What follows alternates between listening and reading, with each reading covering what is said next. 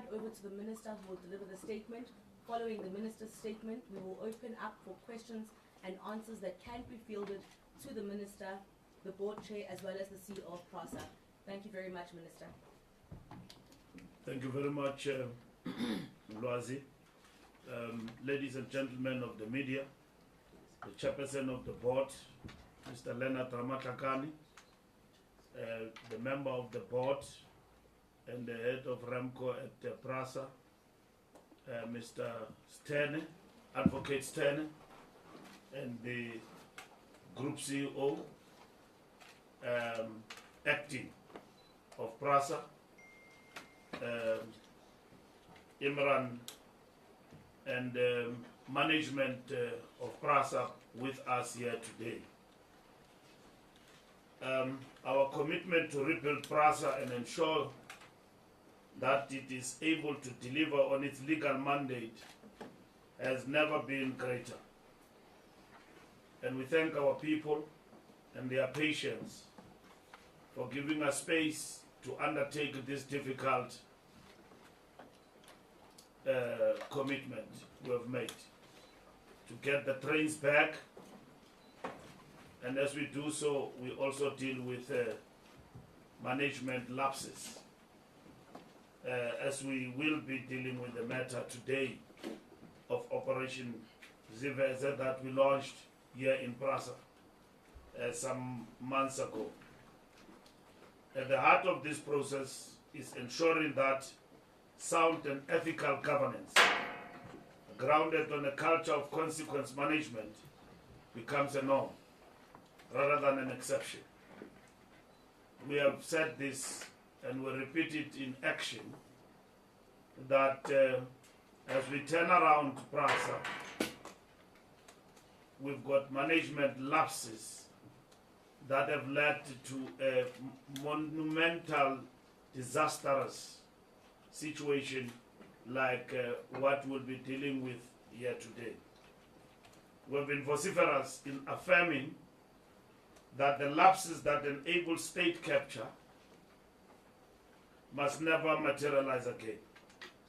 It is within this context that Prasa initiated Project Ziveze, an intervention aimed at ensuring that all employees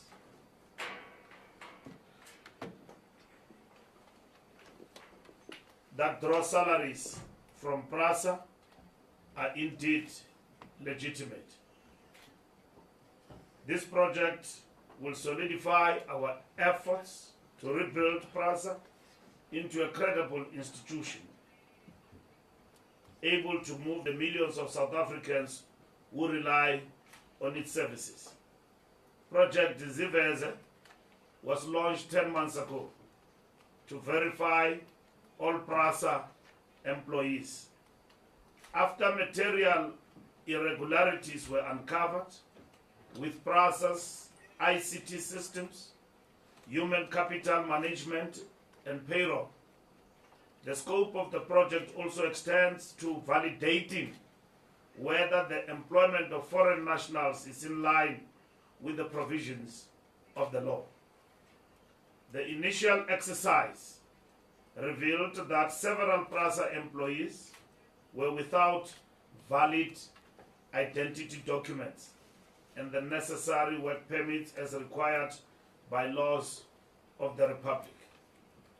Operation Ziveze is structured in 4 phases and remains work in progress, being undertaken through combined effort by Prasa's research unit, protection services, and human capital departments.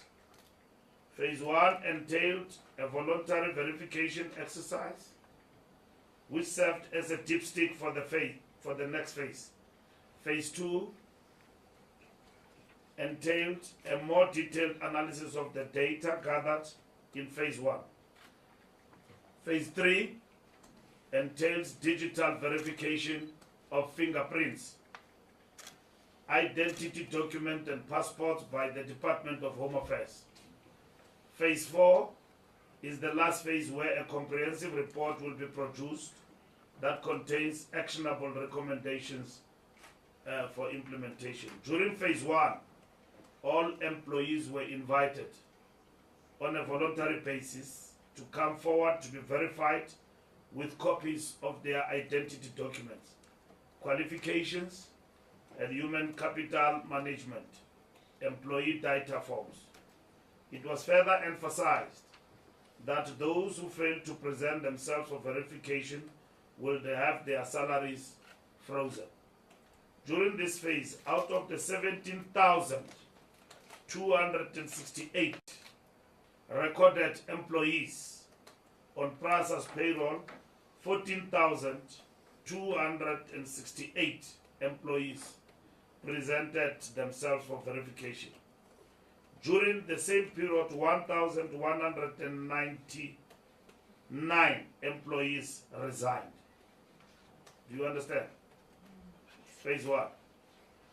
When you were asked to come forward to be verified, 14,000 came forward out of the 17,000 plus, and then 1,000 immediately disappeared. That is now during the first phase. Failure by 3,000 employees to come forward for physical verifications led to suspicions that there could be a number of ghost employees at Prasa. A cleanup exercise by the Prasa board then ensued to establish whether these were indeed ghost employees as part of their effort to tighten internal controls. Services of an independent service provider were commissioned to establish if these were indeed ghost employees and to identify weaknesses in the Prasa system, as well as identifying culpable officials who may have colluded with unscrupulous people to create ghost employees where this was found to be the case. The investigation was concluded with the support of Home Affairs, the South African Revenue Services, SABC, Umalusi, and the South African Qualifications Authority. The investigation flagged 2,143 employees who were then grouped according to the following categories. 1, possible ghost employees who could not be physically verified. 2, employees masquerading as somebody else, thus possible identity theft. 3, fraudulent qualifications submitted. 4, employees with serious criminal offenses. The preliminary investigation revealed that 1,480 employees either cannot be physically verified and their files or documentation are non-existent, while others resigned without the necessary supporting documentation at the start of the project. The investigation also revealed a number of instances where ID photos do not match the face of employees. This has triggered further investigation. The investigation concluded that the root cause of these findings are incorrect data capturing of employee information resulting in a corrupted employee database, weaknesses in the Prasa's ICT system, weaknesses in Prasa's internal control environment. The undertaking of this project was affected by a number of challenges which necessitated additional interventions and involvement of other state organs. These include resistance by employees whose fingerprints and photo ID verification raised red flags, missing paperwork in respect of a number of employees, received files with evidence of tampering, evidence of collusions by officials with Prasa's Human Capital Management Department, threats against the safety of people working on the project. As a consequence of the developments to date, the next steps, including taking urgent action to address these findings and challenges identified to date, this includes a forensic investigation that will conduct a deep dive on critical issues flagged in the preliminary investigation. A digital fingerprint and photo ID verification process With the assistance of the Department of Home Affairs, this exercise is currently underway. The completion of this exercise will then enable Prasa to freeze the salaries of those flagged. Digitization of files and supporting documents, cleanup of the employee database. Employees who submitted fraudulent qualifications will be served with letters to explain themselves within 48 hours from today, failing which stricter action will be taken in line with the applicable prescripts. Criminal charges will be laid against those who have committed a fraud. We are on course to rid Prasa of all forms of corruption. Those officials who aid and abet these dastardly deeds of corruption will face the full might of the law. We have a duty to ensure that public resources are channeled towards delivering services to the citizens in a responsible and cost-effective manner. This form of corruption cannot be characterized as anything other than stealing from the taxpayer, but equally, it's a demonstration of a lapse of management and the collapse of management in this place. It tells you that particular story that here at Prasa, when the judge, I don't know what is the name, who ruled against us on the Mpondo case, he said that this is a broken place. This is then demonstrable with this activity. There's no way that a company as big as Prasa can have something like this. It is a demonstration of a collapse of management and collusion from within. That over the years, the wranglings that were going on here between the board, the management, the collapse of management brought into place this kind of deficiencies that we're talking about here today.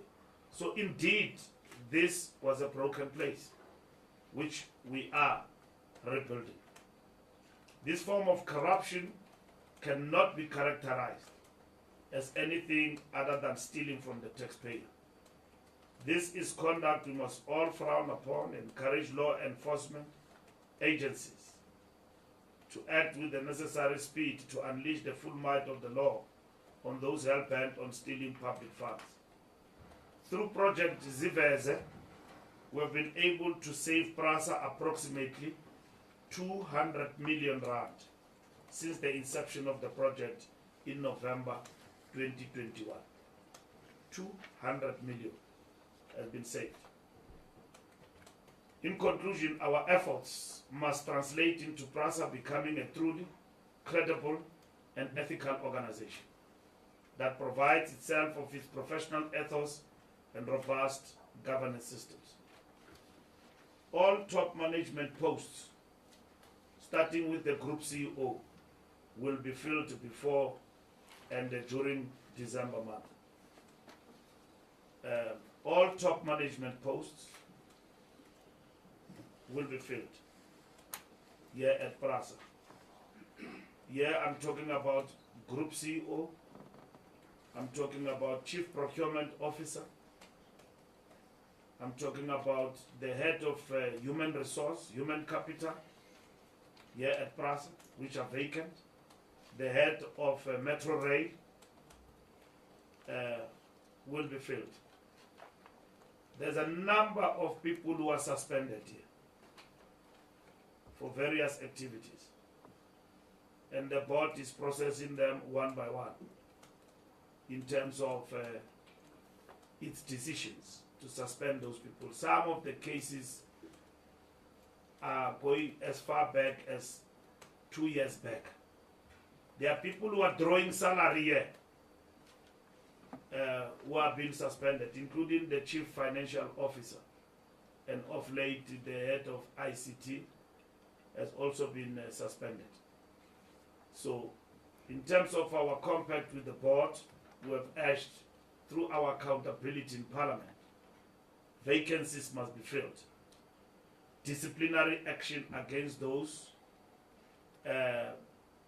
who are subjected to the disciplinary process must be concluded. But Operation Ziveze is one operation that will never die. We're cleaning up the place.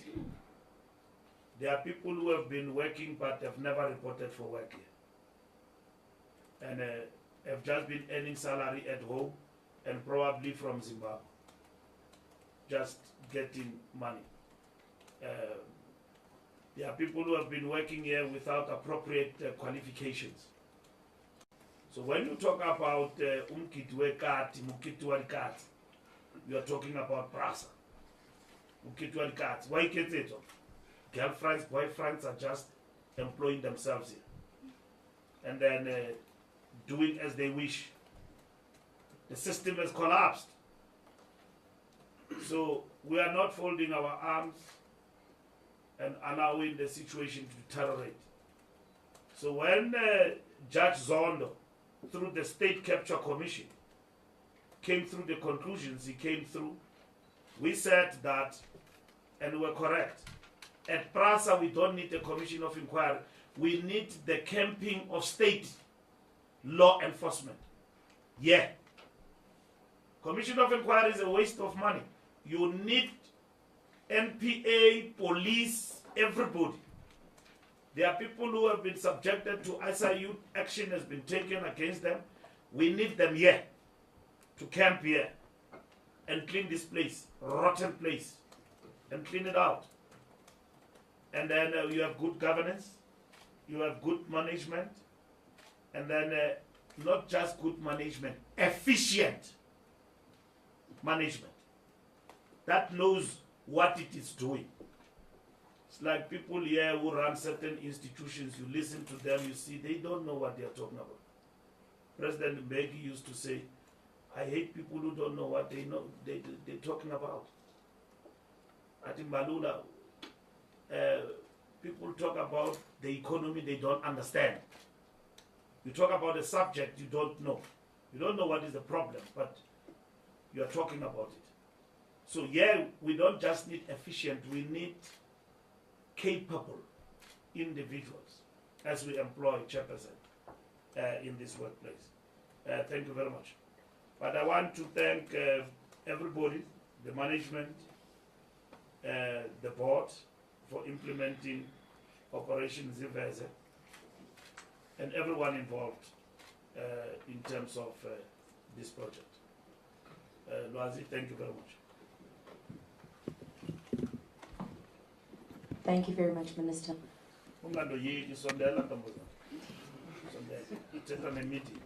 Yes. Thank you very much, Minister.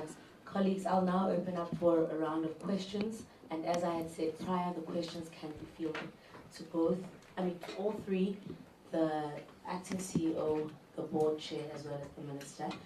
Before you ask your question, if you could kindly just introduce yourself and tell us which media institution you are representing this morning. Thank you very much. Heidi.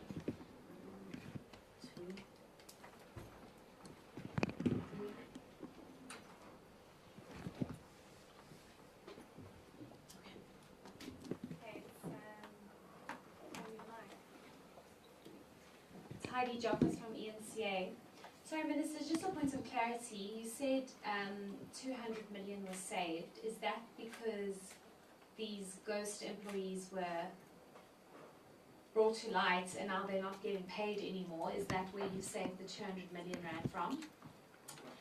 And you said quite a lot. Very shocked, to be really honest.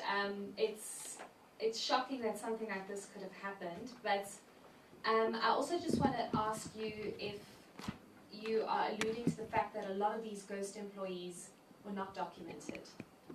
Thank you. Two things quickly. We saved 200 million because when we launched the operation, some of them ran away. They resigned from the system. 1,000 and something of them disappeared. As we discover them, because there were conditionalities of to freeze the salaries, and then they did not come back to report for work. Meaning, there is a Heidi who's just sitting there dogging salary at Prasa, and then Operation Ziveze comes, that person automatically disappears. And the collusion within the system means some of them are eliminated. So the operation the corruption of this has been orchestrated by collusion from within, and at the same time that you can just rock up and be employed, and without documentation, and all of that. So that is why there is collaboration. Remember, this operation is not dead. There is collaboration with Home Affairs to then verify, is this person existent or is dead. Some of the people in the system are being paid, but they long passed away. They are dead. I'm dead, I'm Fikile, I was working at Prasa, but my salary is being paid. Yeah. So that shows you that it's not just a lapse, it's a collapse of the system of human capital.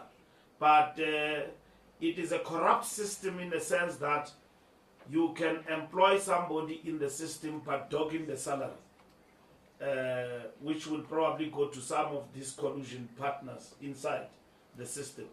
So it means when the board and the management was wrangling and fighting, the rats were inside eating this place and running it down. So there's collapse of management. So this is why the board, through our recommendation, launched what we call Operation Ziveze, meaning show yourself. The day I announced the operation, 1,000 disappeared on the system. Just that day, they were gone. Meaning, I don't want to be discovered, gone.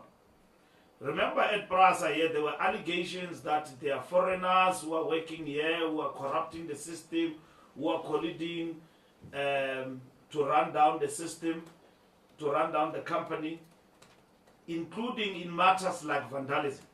Remember, we arrested somebody here. I went to Heidelberg. We arrested somebody here at Prasa. He's serving 15 years in jail for colluding with criminals in terms of stealing of raw materials that is destined to fix the OHTE, overhead transaction, and also stealing that and melting it and then shipping it out via Mozambique to East Asia in terms of copper, and it's a lot of money. And then we discovered that laboratory in Heidelberg. So, and then you come to work, all what you are doing is we buy new material, we buy things to fix the trains to run. All what you do is to collect with Prasa, bakkies and everything, and then you take it to the laboratory, you melt it and ship it out. You are an employee, you come to work, and this is what has been happening. So this thing that you see of the vandalism and all of that, it just doesn't happen on its own. It happened because there are people who are enabling that corruption here at Prasa and running down the institution. That's what has been happening for years. So we buy copper cables and everything else to fix the overhead traction for the trains to run on electricity. They steal it. And then they vandalize. Worse with COVID-19. That's what has actually happened. One of the fundamental problems that have brought this place down is these ghost workers. Is this corruption of human capital, thugs masquerading in Prasa uniform to be working here, and then they've just been brought into the system. So the board was fighting. The management had collapsed. This place was without management for quite some time. You had a lot of people who came out and in acting. The SIU has got its report ready. We're going to act on those. The board, we're going to act on those. Management, everybody is going to be held accountable. As we eliminate these people in the system, this is part of the work that we are doing here. Now, obviously, this place needs a guard, a CEO and all of that. So a CEO is going to be employed very soon, before end of the year. And then all the other management posts will also be filled that have actually been depleted in this place. So that the center holds. The place is directed. These recommendations we're talking about here are implemented. So that's what is going. That's what is happening as we speak.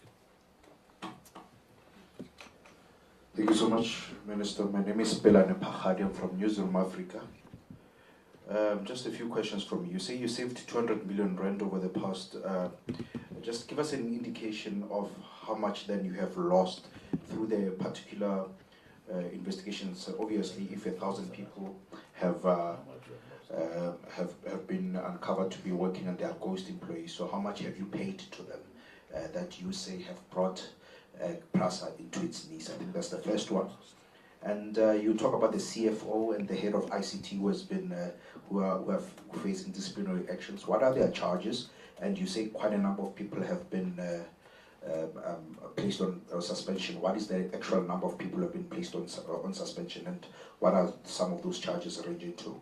And I think the last one that I want to touch on is those who have resigned. Did they just disappear, or you still have their pension funds that you're frozen and you're still going to be investigated? Thank you. As I hear, they will respond. Yes, it's Bernard Lamine from the Sowetan. Can you get an idea? These people, okay, they resign. I don't know if they, just to firm up that question, did they serve you with a resignation letter, or they just all of a sudden now that salary is not being paid or is not being paid? Well, is to put it mildly, I mean, to say is to give it dignity to say they resign. They just disappear. Okay. Because I'm caught. I no longer. I just disappear in the system. Right. My question is that if you have started this process in November, there should be at least an idea of how long have these people been in the system? Because as taxpayers, any taxpayer will be asking themselves, how long have these people been in the system?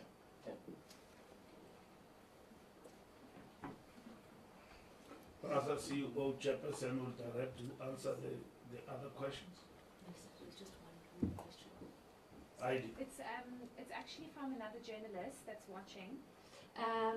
Okay, so it's 3 questions. At what level were most of these ghost employees found?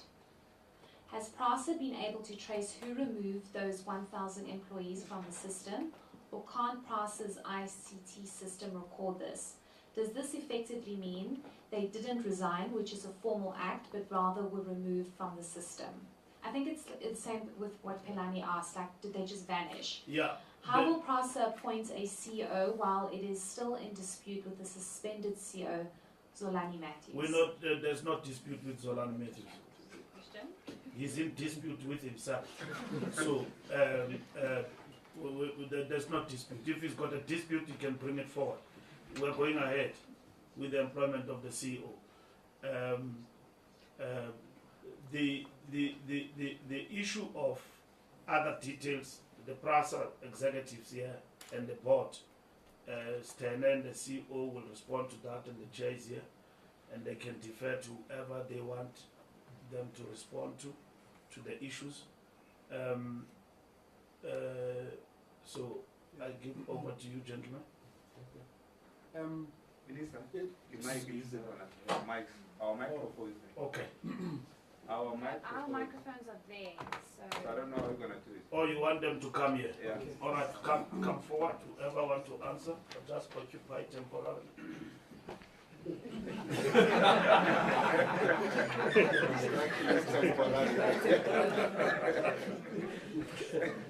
Yeah, they say African politicians, they love power.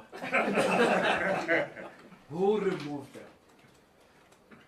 That is a subject of investigations. We had a discussion with the head of SIU last week. So that is going to be subjected to that investigation by the SIU. Who removed them? Certainly someone from within Prasa. For how long have they been in the system? That is also a matter that we thought the SIU will be well capacitated to investigate. So in no time, Minister will also convene here to give you an update in respect of that. So some of the aspects that are quite complex for our forensic teams to deal with, those who have deemed it fit that they should be dealt with by the law enforcement agencies. Thank you.